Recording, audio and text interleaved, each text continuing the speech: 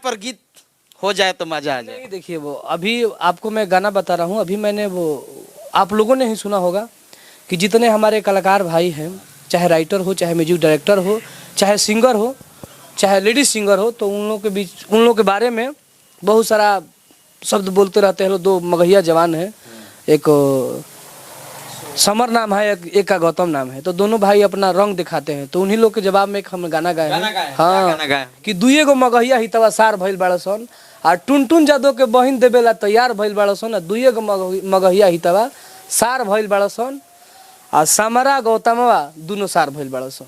ये गाना आ रहा है मेरा, बहुत जल्दी आएगा, ब्लास्ट जाएगा। अगर वो लोग कुछ रिप्लाई में मुझे बोलते हैं तो हम इधर से लगातार कर देंगे। जिस पर लोग काउंटर तक करेगा ही करेगा, आपका करेगा तो हमारा कंटिन्यू जाएगा। जिस प्रकार हिरन का गाना कंटिन्यू जाता है ना, ऐसे ही कंटिन्यू जाएगा। न तो कहीं कहीं विवाद में आप रहना चाहते हैं। विवाद में हम कहाँ रहना चाहते हैं? हमें कोई बोल कर चला जाएगा, हम छोड़ेंगे नहीं। क्या बोला है आप लोग का? हम हमारे बारे में भी बहुत कुछ बोला है, हमारे गाने को लेकर कि टुनटुन यादव ऐसा गाता है, ये गाता है, वो गाता है, ये गाता है, तो हमने उसको ठेकाया है। ठेकाना जरूरी है ना, जिस इंडस्ट्री से हम हैं ठेकाना जरूरी है। ये आपने टेलर दिखाया? हमने टेलर दिखाया है, अभी छोड़ दिया है टेलर। फिल्म बाकी है? फिल्म बाकी है, धमाल वाला फिल्म, धमाल वाला। हाँ, अगर इसी गाना से अगर संभल जाएगा तो संभल जाएगा, तो सब होगा। हम चाहेंगे कि आपके जवानी से एक आपका जो अच्छा गीत हो और पॉपुलर हुआ है अहिरान के, जो थी यार बा हिरान वाला थी, अगर हो जाए तो हर की जानता नीते का करेलिस, नैहर में छूटा जाके चरेलिस, तो ही जा राखे के कपड़ी तो के छान के, और तो ढेर भोला तो पिटवाई दे हम बांध के, और रखले बानी नैहर में अहिरान के। एक अभी मेरा गाना और बजा कि अरे की दिल में रखनी यार तो के, डीपी में रखनी सैया के, दिल में रखनी यार तो के, डीपी में रखनी, अरे की दिल में रखनी आरती न्यूज के, डीपी में रखनी गंगा न्यूज के। देखिए, सबसे बड़ी खबर आरती न्यूज और गंगा न्यूज के लिए बता रहे हैं टुनटुन यादव। हम लोग एक आज मिलकर खास बातचीत कर रहे हैं कि विवाद ये बढ़ाना नहीं है, इसको सफाई ले रहा हूं कि ऐसा नहीं होना चाहिए, ये दिल पर नहीं लीजिएगा ये इंटरव्यू। एक हम लोग अच्छा संदेश पहुंचाने के लिए कोशिश करेंगे, और हम लोग भी चाहते हैं कहीं ना कहीं, और टुनटुन यादव भी चाहते हैं कि अच्छा तरीके से हाँ, हम लोग अच्छा गाएं, हम लोग अच्छा करें, सब लोग चाहता है। लेकिन होता है, अकड़ होता है, किसी भी फील्ड में एक दूसरे को दिखाना पड़ता है, तो वही में दिखाया गया है। हम तो किसी जनता को कुछ बोलवे नहीं किए, जनता को हम थोड़े ना बोले हैं किसी को। हमने किसी ने अपना अकड़ दिखाया तो हमने अकड़ दिखाया है।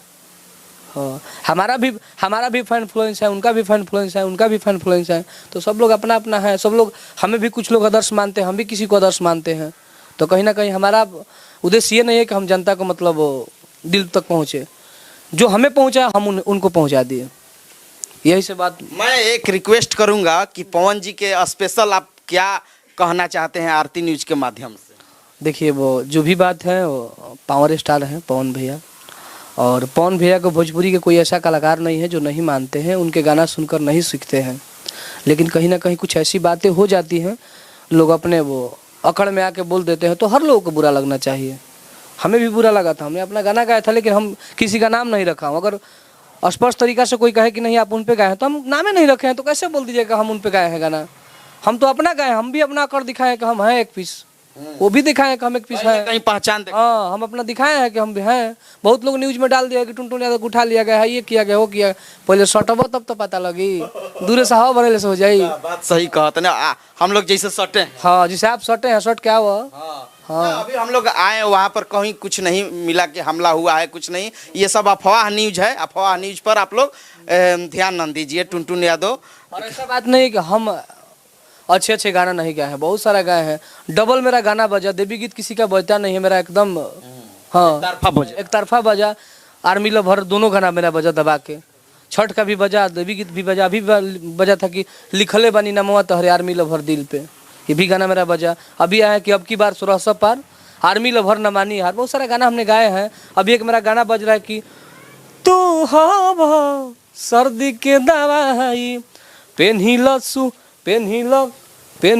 कमर ना ओढ़िल कमर या पेन्हिल सूटर आ मिले ना हमके बोलाव कबूतर तो घर ठंडा में बंडा नया तब लगी कहती है हर कि तू हवा सर्दी के दवाई मिले आवो हमरा झाड़ के रजाई तू हवा सर्दी के दवाई। तो ऐसे जैसे सब लोग गाते हो सही गाना है, कहाँ कस्ट वाइज गाना है। मजनू भी जरूरी था, बलमू भी जरूरी था, कहाँ कस्ट वाइज गाना है। दिल में रखनी यार तो के डीपी में रखनी सैया के कहाँ जरूरी था। हमारो मजनुआ हिरुआ आटो बहुत सारा हमने गाना गाए हैं। अभी मेरा एक गाना गाए थे कि गड़िया वाला एक गाना करके गाए हैं, ये भी मतलब इससे कुछ मतलब नहीं है। तो होता इस वक्त देखिए टुनटुन यादव खास बातचीत करते हुए हमारे साथ लाइव हैं। गांव से मैं लाइव हूं इनके। कैमरामैन संजय के साथ मैं मनीष कुमार, आरती न्यूज लाइव, भोजपुर, बिहार।